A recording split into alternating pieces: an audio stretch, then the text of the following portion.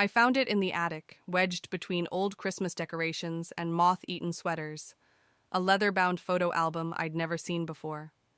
The cover was pristine, unlike the cardboard boxes surrounding it, which meant someone had been up here recently, handling it, caring for it.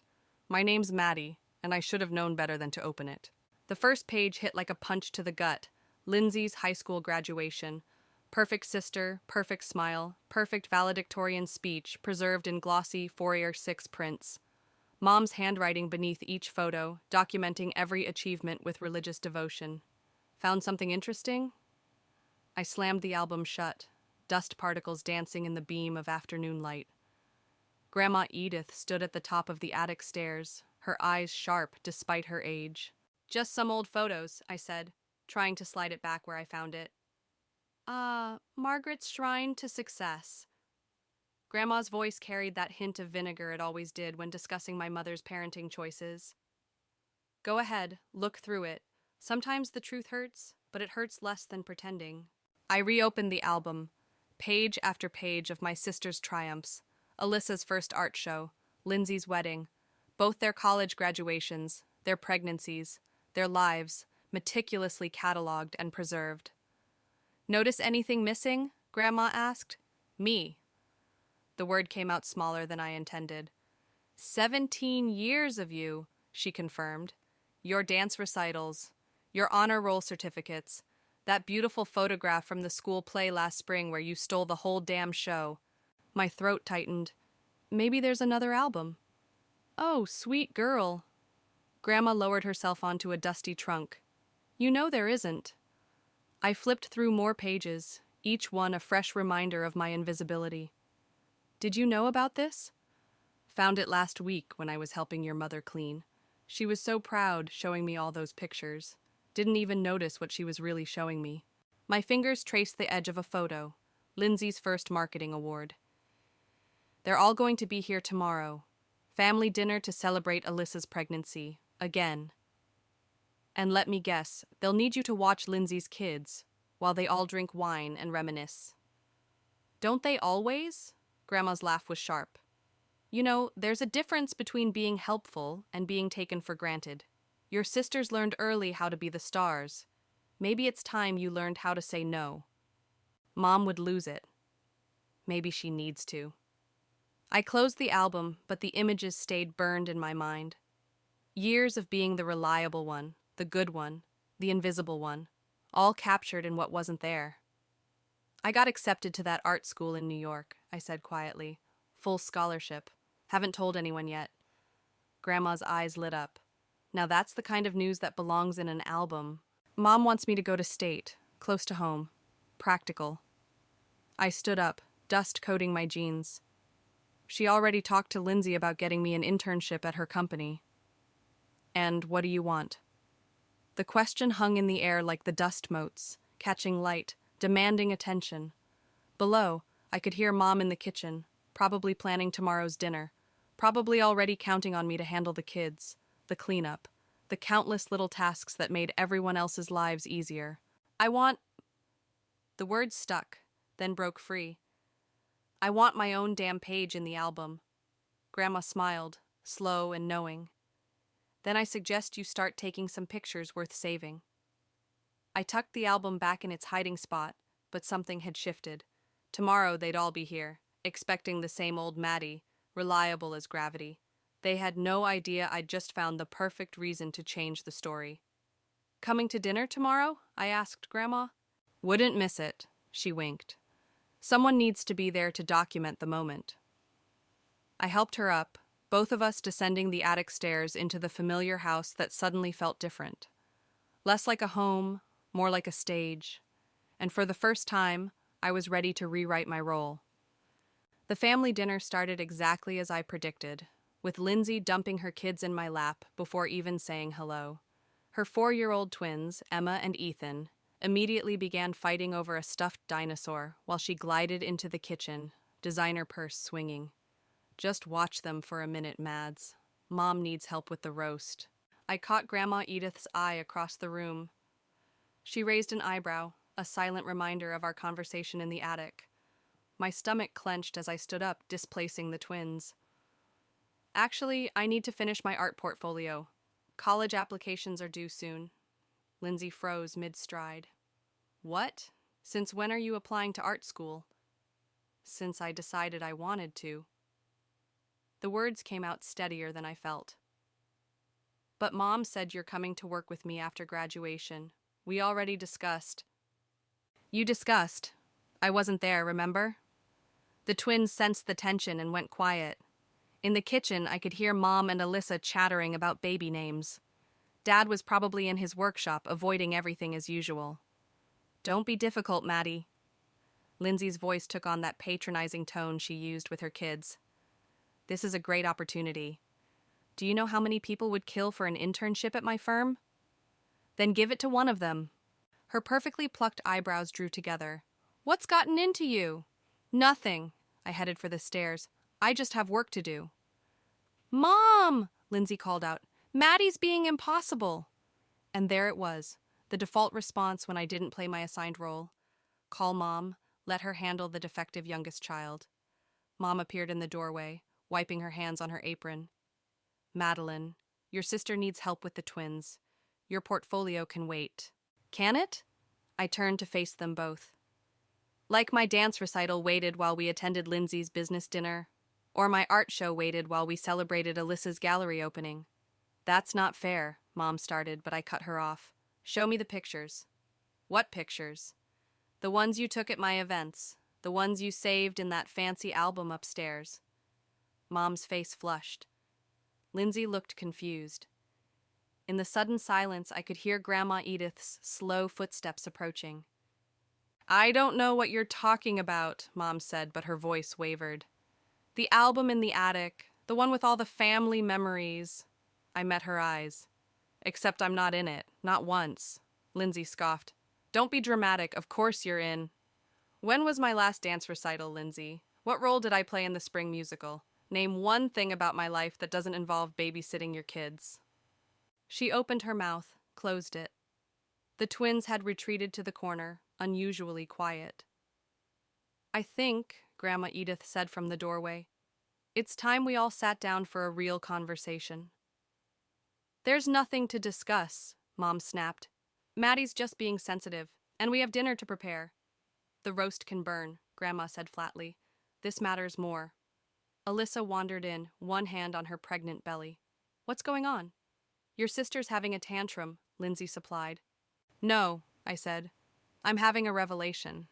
There's a difference. I pulled out my phone, opened my email, and pulled up the acceptance letter I'd received yesterday.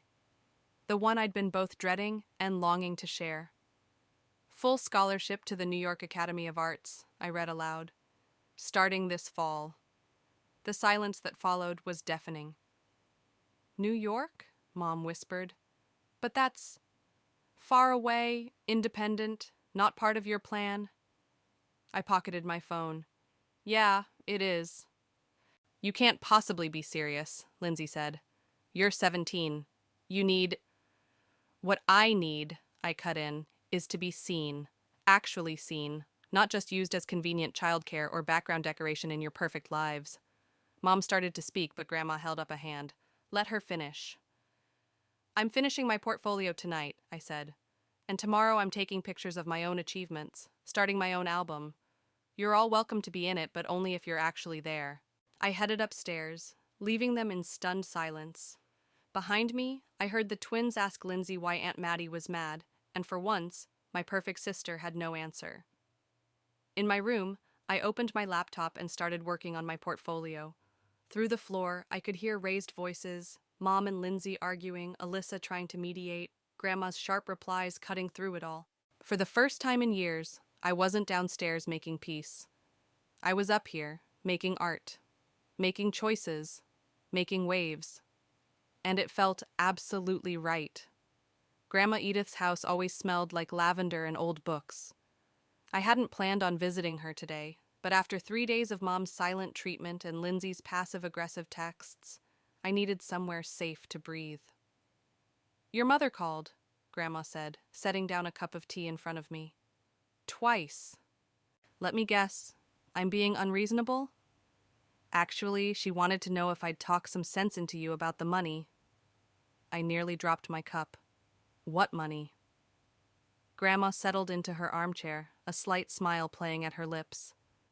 The college fund I've been building since the day you were born, the one your mother just found out about. You've been saving for my college? Someone had to. She reached for an envelope on the side table. Your sisters had their college funds from your parents, but I saw how things were going. Started putting aside what I could. My hands shook as I opened the envelope. The bank statement inside showed a balance that made my eyes water. This is why Lindsay's been blowing up my phone, I said.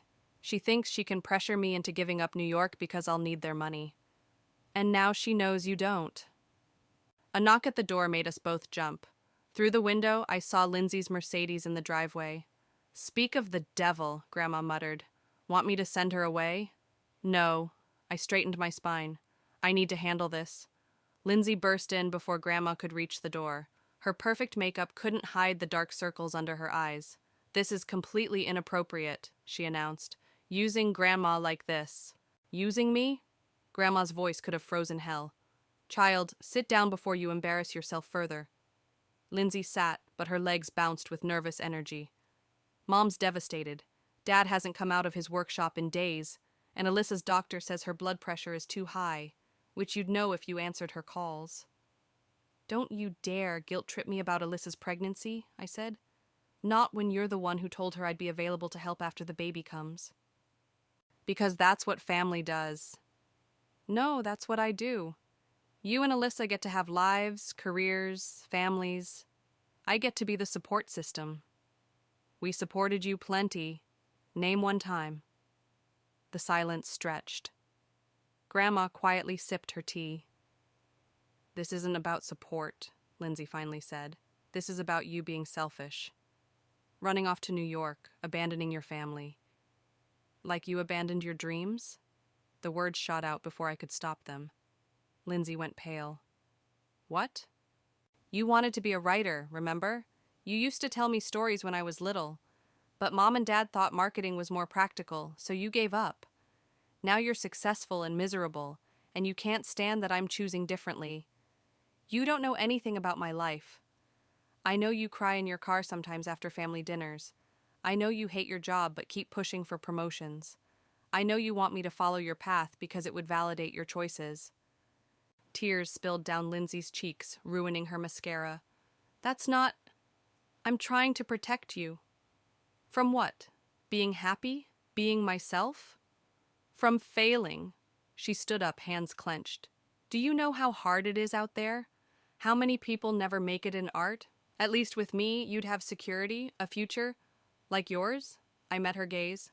Living someone else's version of success? The fight seemed to drain out of her. She sank back down, looking smaller somehow, more like the sister who used to read me bedtime stories. I just wanted, she whispered, then stopped. To help? Grandma supplied. Or to control? Lindsay wiped her eyes, leaving black smudges on her fingers. Mom's going to cut you off. She told me to tell you. No car, no phone, no support if you go to New York. I looked at Grandma, who nodded slightly. I don't need it. But I got a full scholarship. I have Grandma's support. And most importantly, I have myself. I stood up. You used to tell me stories about brave girls who fought dragons. Remember? Maybe it's time I fought mine. Lindsay stared at me for a long moment, then gathered her purse with trembling hands. At the door, she paused. The dragons, she said softly. They always won in my stories. No, I corrected her. You just stopped writing before the ending. After she left, Grandma and I sat in silence, watching steam rise from our cups. Outside, Lindsay's car stayed parked for several minutes before finally pulling away. Well, Grandma said, I believe that's what they call a breakthrough. I wasn't sure if she meant for Lindsay or for me. Maybe both. Dad's workshop smelled like sawdust and broken promises. I found him there, sanding the same spot on a cabinet he'd been working on for months, his shoulders hunched against the world. Your mother's crying again, he said without looking up. I know. Alyssa called, said she might lose the baby from stress. The guilt hit like a physical blow, but I forced myself to stand straighter. That's not fair, Dad. He finally turned, his eyes tired behind his safety glasses. None of this is fair, Maddie, but it's family. Is it? I picked up a wood shaving, let it fall. Because from where I stand, family looks a lot like sacrifice. Just not everyone's doing the sacrificing. He set down his sandpaper, a rare sign he was actually engaging. You think I don't understand sacrifice? I gave up my architecture career to support your mother's teaching, to be here for you girls. And how's that working out for you? Hidden in your workshop while everything falls apart? The truth hung between us like dust in the sunbeams. Dad reached for his sandpaper again, but I stepped forward and placed my hand on the cabinet. I found my college essay, I said. The one I wrote last year, about wanting to study art. It was in the trash after Mom reviewed it. His hand trembled slightly. She means well. She means what's best for her version of this family. Just like she meant well when she convinced Lindsay to study marketing instead of writing. Just like she meant well when she told Alyssa her art was just a hobby until she got married. Your mother isn't the only one responsible. I met his eyes. You saw it all happening. You just decided it was easier to build furniture than stand up for your daughters. The workshop door opened, and Mom stood there, her face blotchy from crying. Gregory, I need you to talk sense into her. She's throwing away everything we planned. Like you threw away my essay? The words shot out before I could stop them. Mom froze. Dad suddenly became very interested in his sandpaper again. I was protecting you, she whispered. No, you were protecting yourself. Your perfect family narrative. Your controlled little world where everyone plays their assigned role. That's enough. Dad's voice cracked through the air like a whip, surprising us all. Margaret, sit down. Maddie, you too. We sat on his work stools, the three of us forming a triangle of tension. I got another letter today, I said into the silence. From the New York Academy. They want to feature my portfolio in their incoming student showcase. Mom started to speak, but Dad held up his hand. Let her finish. They said my work shows remarkable emotional depth and technical promise, that I could have a real future in fine arts. I pulled out my phone, showed them the email. The first person I wanted to tell was you, Mom, both of you. But I knew you'd find a way to turn it into something wrong. Mom's lips trembled. We only want what's best. For who? Dad's question cut through her practiced response. We both stared at him. For Maddie? Or for your idea of who she should be? Gregory.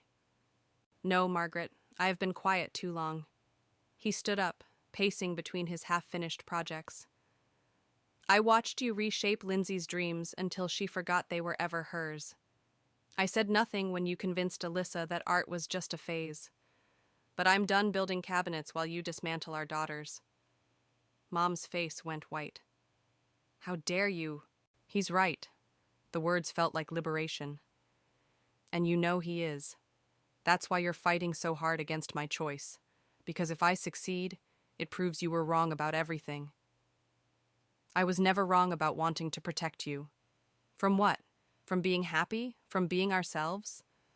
Dad picked up a small wooden box from his workbench, one I'd never seen before.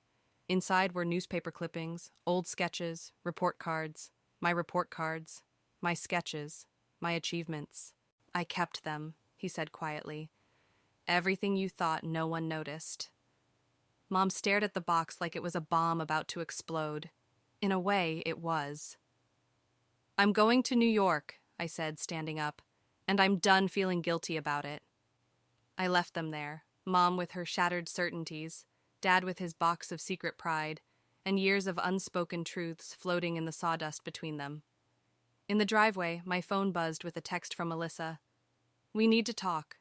The day wasn't done with me yet. Alyssa's apartment looked like a tornado of art supplies had collided with a baby boutique. She sat cross-legged on her paint-splattered couch, one hand resting on her swollen belly, the other clutching a mug of tea. You're killing Mom, she said without preamble. Funny, she's doing the same to me. This isn't a joke, Maddie. Her blood pressure's through the roof, Dad's talking about therapy, and my doctor says if I don't reduce stress, don't. I stepped over a stack of parenting books. Don't make your pregnancy complications my fault. I'm not. I'm telling you what's happening while you're busy planning your great escape. The bitterness in her voice caught me off guard. Alyssa had always been the peacemaker, the free spirit. Now she sounded more like Lindsay. Remember when you wanted to go to art school? I asked quietly. She flinched. That was different. Was it? Or did Mom just convince you it was? I grew up, Maddie. I realized that art was just a hobby, that you needed something more practical. I picked up one of her recent paintings leaning against the wall. Is that why you still paint every day? Why your entire apartment is a studio? I have a gallery showing next month. Which Mom calls your little hobby show while she brags about Lindsay's promotion. Alyssa set down her mug hard enough to slosh tea onto her coffee table.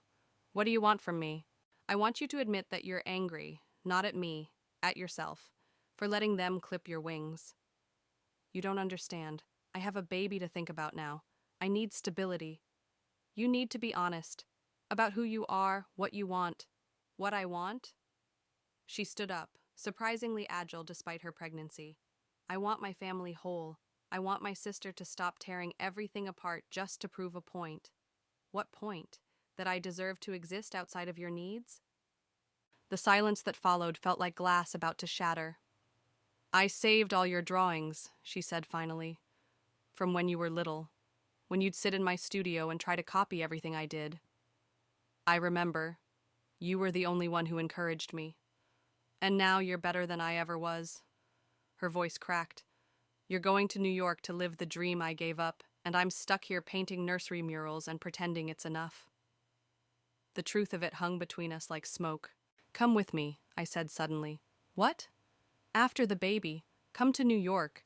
There are galleries there, opportunities. Stop it. She wrapped her arms around herself. Just stop. Why? Because it's easier to resent me than admit you're trapped? Because I can't. The words exploded out of her. I can't leave Mom and Dad. I can't disappoint everyone. I can't be you. My phone buzzed. Another text from Lindsay, probably about Mom's latest crisis. I ignored it. You know what the worst part is? Alyssa continued, tears streaming now. You're right. About everything. About Mom, about our choices, about this whole twisted family dynamic. But knowing doesn't change anything. It changes everything. I moved closer, took her hands. You could, she pulled away. I need you to leave. Alyssa, please. The baby. She pressed a hand to her belly. I can't handle this right now. As I reached the door, she called out, Maddie? I turned. When you get to New York, she swallowed hard. Paint something beautiful, something free, for both of us. Outside, I checked my phone. 5 missed calls from Mom, 3 texts from Lindsay, 1 message from Dad. Your mother's called a family meeting. Tomorrow night, non-negotiable. And there it was, the final showdown they'd been building toward. The last attempt to force me back into my assigned role. I texted back 1 word. No. Then I called Grandma Edith. Can you come with me tomorrow to pack up my room? Her response was immediate. About damn time. The sky was turning the same shade of purple as the bruises on my heart, but for the first time in weeks, I felt light, free. Let them have their family meeting without their favorite scapegoat. I had paintings to create, wings to spread, and a life to reclaim. Tomorrow would be soon enough for goodbye. They ambushed me in the driveway. Mom, Dad, Lindsay, and even Alyssa, arranged like a firing squad as Grandma Edith and I pulled up with empty boxes for my room.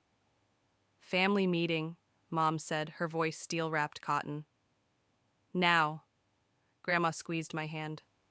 Remember, you don't owe them your dreams. Inside, the living room felt like a courtroom. My sisters flanked our parents on the couch, leaving me the lone chair across from them. Classic Parker family dynamics, everyone against one. This ends now, Mom began. This rebellion, this nonsense about New York. Madeline, Lindsay cut in, using her executive voice. We found a solution that works for everyone. She pulled out a folder, always prepared, always in control. A compromise. You can take art classes at the community college while interning at my firm. Live at home, save money. Keep babysitting your kids? I finished. Don't be difficult, Alyssa said, but her eyes wouldn't meet mine. We're trying to help. No, you're trying to keep me trapped, like you. Mom surged forward. That's enough. Your sister is offering you an opportunity. To follow her path, like you made her follow yours? I made my own choices, Lindsay snapped. Did you? Then why did I find your old notebooks? The stories you used to write? Hidden in Dad's workshop like some shameful secret? The color drained from her face. Dad shifted uncomfortably. This isn't about me, Lindsay said, but her voice wavered. It's about all of us. I stood up, my legs shaking but my voice steady. About how Mom orchestrates everyone's lives like we're her personal puppet show. About how Dad builds furniture instead of building courage. About how you and Alyssa gave up your dreams and now can't stand that I'm fighting for mine. You ungrateful, Mom started, but Dad touched her arm. Margaret, he said quietly. Let her speak. No! Mom shot to her feet. I won't let her destroy this family with her selfishness. You already destroyed it, I said. Every time you ignored my achievements. Every time you made Lindsay choose security over passion. Every time you called Alyssa's art a hobby. I gave you everything, Mom's voice cracked. Everything I never had. Opportunities, stability. You gave us cages. The truth hurt coming out, but I couldn't stop. Beautiful, comfortable cages with all the right labels. Perfect daughter, responsible daughter, and me, the spare, just in case the others needed something. Silence fell like shattered glass. Then Lindsay stood, her corporate mask cracking. If you leave, you're cut off, completely. No support, no backup plan. I don't need your money. I pulled out my phone, showed them the email. Full scholarship, plus Grandma's savings. I'm not asking permission anymore. I'm telling you, I'm going. Madeline Parker, Mom's voice went deadly quiet. If you walk out that door, you are no longer part of this family. The words hit like physical blows, but I stayed standing. Funny, I never really was. Mom! Alyssa gasped, one hand on her belly. Margaret, think about what you're saying, Dad pleaded. But Mom stood firm, tears streaming down her face. Choose, Madeline. Your family or your selfishness. I looked at each of them. Mom's rigid anger, Dad's helpless concern, Lindsay's cracking facade, Alyssa's pregnant fear, my family, my cage. I choose me. I turned toward the stairs, but Lindsay grabbed my arm. Maddie, please. We need you. No. I gently removed her hand. You need someone to blame for your own choices. Find someone else. You'll fail, Mom called after me. You'll come crawling back when New York chews you up and spits you out. I stopped at the stairs. Maybe, but I'd rather fail at being me than succeed at being your puppet. Upstairs, my room waited with its empty boxes, ready to be packed, ready for escape. But as I reached for the first box, my hands started shaking. They were right about one thing. I was terrified. Of failing, of succeeding, of being truly alone for the first time. But more terrifying was the thought of staying, of becoming another Parker family casualty, building my own comfortable cage beside theirs. Through my window, I could see Grandma Edith in the driveway, standing guard like a sentinel. Below, voices rose and fell like waves of recrimination. I picked up the first box. Sometimes burning bridges lights the way forward. Time to start packing. The last box was in Grandma's car when Lindsay's Mercedes screeched into the driveway, blocking our exit. She emerged like a corporate warrior, clutching a manila envelope. One last chance, she announced, striding toward me. Before you throw everything away. Move your car. Not until you see this. She thrust the envelope at me. Your college fund, the one Mom and Dad started when you were born, nearly enough for 4 years at state. I didn't take it. You mean your leverage? I mean your future. Her perfect makeup couldn't hide the desperation in her eyes.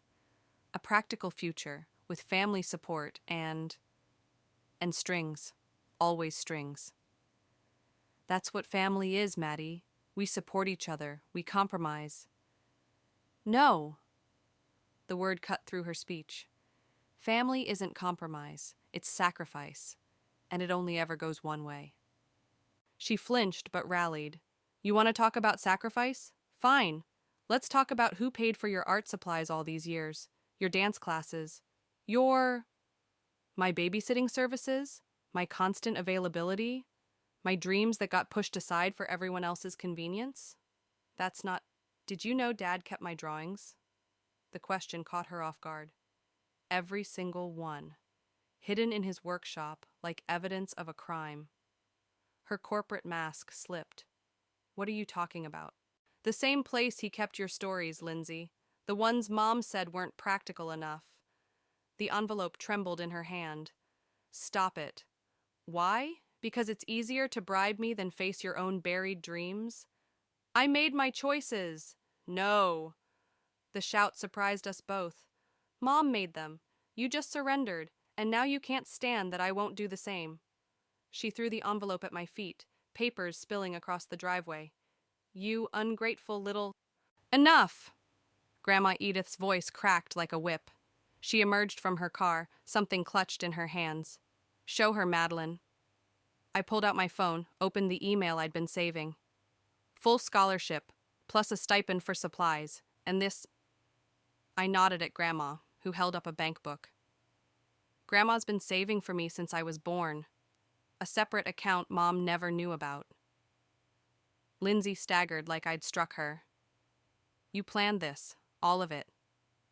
No, I just refused to let my dreams become another Parker family casualty. You'll fail, she whispered, but the words lacked conviction. You'll end up alone. I already am alone. The difference is now I'll be alone on my terms. Movement caught my eye. Dad standing in the doorway, watching. Behind him, Mom sat on the stairs, head in her hands, Alyssa nowhere to be seen. Move your car, I said again. Or what? Or watch me leave anyway. Without the perfect goodbye you're trying to script. Something broke in her expression. The corporate mask, the perfect sister facade, the weight of decades of compliance. I used to write about girls like you, she said softly. Brave ones. Free ones. Before Mom convinced you it was childish? She nodded, tears tracking through her makeup. It's not too late, I offered, to start writing again. It is. She dug for her keys. Some cages you build yourself. As she moved her car, Dad finally stepped forward. Maddie. I know, Dad. The workshop, the drawings. I should have. Yes, you should have. He handed me something. A small wooden box, beautifully crafted. Inside, I found my first crayon drawing, carefully preserved. For your new studio, he said quietly. Behind us, Mom's sob echoed from the house, but she didn't come out. I hugged Dad briefly, nodded to Lindsay, and got into Grandma's car. As we backed out, I caught a final glimpse of my family, Dad standing alone in the driveway, Lindsay frozen by her Mercedes, Mom's shadow in the doorway. Ready? Grandma asked. I looked down at the wooden box in my lap, then at the scattered college fund papers on the driveway, Lindsay's last attempt at control blowing away in the wind. Yes. Sometimes revenge isn't about hurting others. Sometimes it's about saving yourself.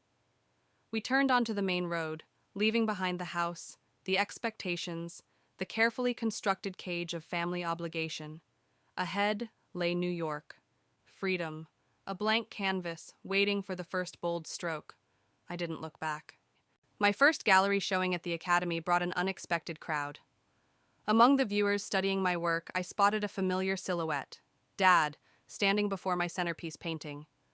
The canvas showed 3 birds in a gilded cage, the door open, one flying free while the others remained perched inside. I'd titled it, Family Portrait. You captured your mother's eyes, he said as I approached, in the bird that's staying behind. I didn't think you'd come. Wouldn't miss it. He gestured to the painting, though I suspect I'm the perch they're sitting on. The truth of it made us both wince. How is everyone? I asked, more out of courtesy than desire to know. Your mother's in therapy, finally. He ran a hand through his graying hair. Lindsay's writing again, short stories after the kids are asleep, and Alyssa. He smiled slightly. She turned her nursery mural into a full exhibition. Small gallery, but it's a start. Something tight in my chest loosened just a fraction. And you? Sold the cabinet business. His eyes remained on the painting. Started teaching woodworking at the community center instead. Turns out I like helping others build things more than hiding behind them. A commotion near the entrance drew our attention. Grandma Edith had arrived, commanding the room like she owned it. Several of my classmates immediately gravitated toward her, drawn by her sharp wit and sharper insights. "She's proud of you," Dad said. "We all are, even if some of us are still learning how to show it." "Dad." "No, let me finish." He turned to face me fully. "You were right about everything. The cage, the compliance, the cowardice. But you were wrong about one thing." "What's that?" He pointed to the flying bird in my painting. "Freedom isn't just about escape. Sometimes it's about showing others the door is open." Before I could respond, my faculty advisor called me over to meet a prominent gallery owner. When I looked back, Dad had moved to another piece, a small sketch of his workshop, the light falling just so on his tools.